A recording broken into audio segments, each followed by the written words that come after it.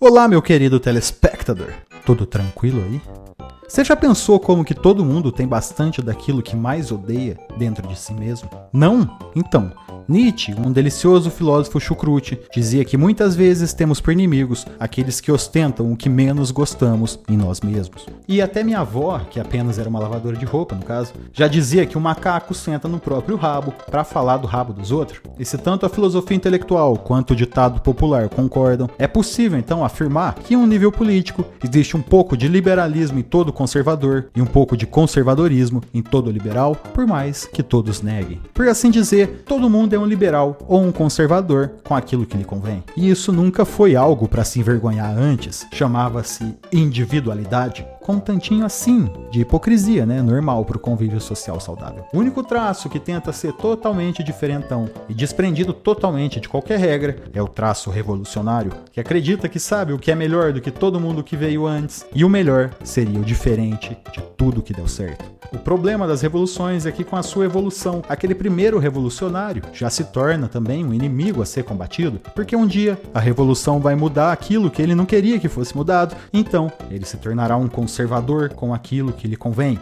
e automaticamente um reacionário ao processo revolucionário, né? Vocês estão vendo como que a revolução não pode ter fim? Quando ela acaba, ela se torna o status quo, um novo cenário a ser combatido por novos revolucionários. Então é seguro dizer que a revolução devora a si mesma. E aparentemente nos últimos séculos, as revoluções podem até ter começado pacíficas, mas sempre terminaram em um banho de sangue. Mas grande massagista!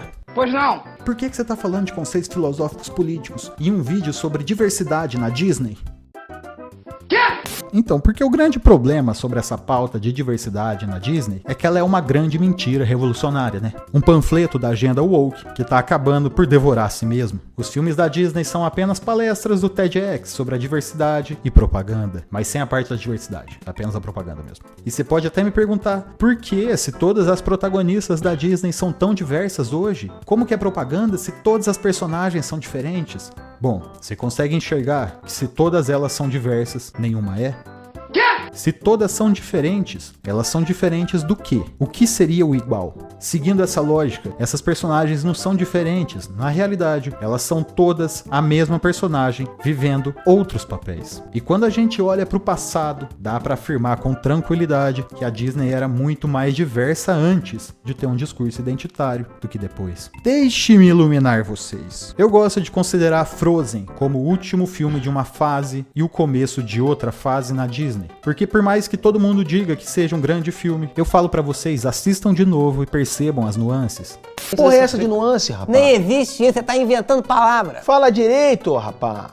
Porra, nuance, rapaz. Porra, é essa de nuance? Frozen ainda tem cenas musicais muito bacanas e um design estético agradável, principalmente para o público infantil. Mas o teor da sua história já foi bem mais obscuro e contraditório do que o resto das obras da Disney. O desenvolvimento das suas personagens já é muito mais voltado para um discurso político identitário do que para o enredo narrativo da obra. Enfim, após Frozen, em 2013, a gente teve as seguintes obras dos estúdios Disney. E você percebe que elas são muito mais voltadas para aquelas ditas pautas identitárias, não é mesmo? Não apenas as protagonistas são quase sempre mulheres, não brancas, mas praticamente todas têm a mesma personalidade, como se fossem a mesma pessoa e apenas a aparência mudasse, mas nem tanto. Note que quando o homem é o protagonista, ele tem o seu papel tomado por alguma mulher empoderada de etnia diversa. Até nos live actions nós vemos esse tipo de repetição de padrão das protagonistas femininas, sem falar no elenco coadjuvante das obras, né, que é tipo exatamente a mesma coisa. Não importa onde o filme se passa, o elenco vai parecer a população de algum metrô de São Paulo às 6 horas da tarde. Um monte de gente misturada. O filme é na Europa medieval, o filme é na China antiga, o filme é no Caribe escravocrata, não importa. Ninguém vai ser etnicamente coerente com a história. Todo mundo vai parecer um jovem frequentador do Frei Caneca. Até os velhos vão parecer jovem do Starbucks. E eu afirmo que toda essa chamada diversidade deixou os filmes menos diversos, porque eles são simplesmente todos iguais e têm todos exatamente a mesma premissa. Qual que é a premissa?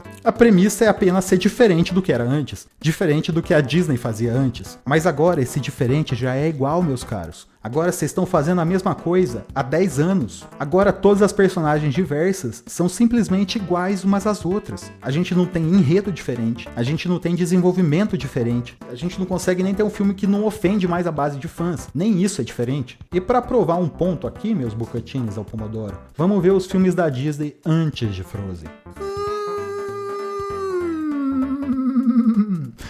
Parece que tinha algumas personagens e histórias bem totalmente diferentes pra caralho uma das outras, né? História na China, no Havaí, na África, na América Central, na América Indígena, na Europa Medieval, no Japão, até na fucking Atlântida. Os caras criaram uma etnia atlântica pra poder mostrar como que eles eram diferentes dos outros personagens. Olha o filme de Atlantis. Europeus, americanos, negros, orientais. E adivinha só, ninguém se importou com isso na época, porque o conteúdo das personagens era muito mais importante e muito mais interessante do que a cor delas. A cor e a etnia era apenas a cereja do bolo na época. Algo para acrescentar mais sabor ao passado oculto das personagens. E, gente, eu também sei que existe aquele passado oculto da Disney, que muitos dizem ser sombrio, mas tudo isso é fruto da sua época. Nos meados do século XX, realmente não era brincadeira você ser um negro nos Estados Unidos. Na realidade, o pau quebrava para qualquer um que não era branco. Menos de 10% da população americana era negra na época. Isso nos põe muito em perspectiva das coisas, né?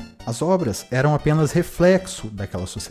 E isso foi mudando com o tempo. Até que a gente chegou ali nos anos 90 e, como a gente viu, os filmes eram tão diversos quanto eles podiam ser. E eu digo isso porque até hoje a parcela da população americana negra não passou dos 13%. Então imagine só, menos de 15% da população americana é negra de fato. Cerca de 75% é branca. E 60% é branca sem miscigenação. Tipo, o brasileiro não consegue nem compreender isso. Os caras são tão brancos, cara, que a luz do sol bate e dói o olho, tá ligado? Se você pensar friamente numa representatividade justa, na ponta do lápis, a cada 100 personagens de qualquer obra americana, a gente teria uns 13 negros, 15 latinos, uns 75 brancos e tipo 2 judeus, no máximo. E nessa última década, todos esses filmes sobre representatividade não representaram a realidade de maneira nenhuma. Essa década identitária da Disney não foi identitária, foi publicitária. Usaram essa bandeira apenas para promover seus filmes e porque era uma exigência de uma turma revolucionária.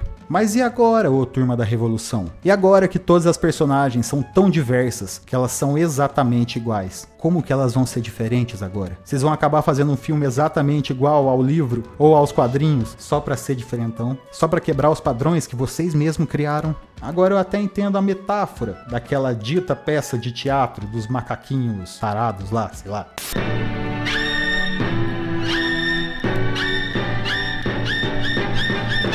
Aquilo ali é o Ouroboros revolucionário. Todo mundo querendo foder o cara da frente, até que ele mesmo se torne o cara da frente. Mas me falem vocês, amados ouvintes, vocês acham que a Disney tá mais diversa agora ou antes, meu povo? Deixa aí nos comentários o que você acha. E assim como o ET Bilu apenas pediu para a humanidade buscar conhecimento, eu peço apenas que você busque o botãozinho de se inscrever e aperte aí pra gente por obséquio, se não for doer o dedo, né?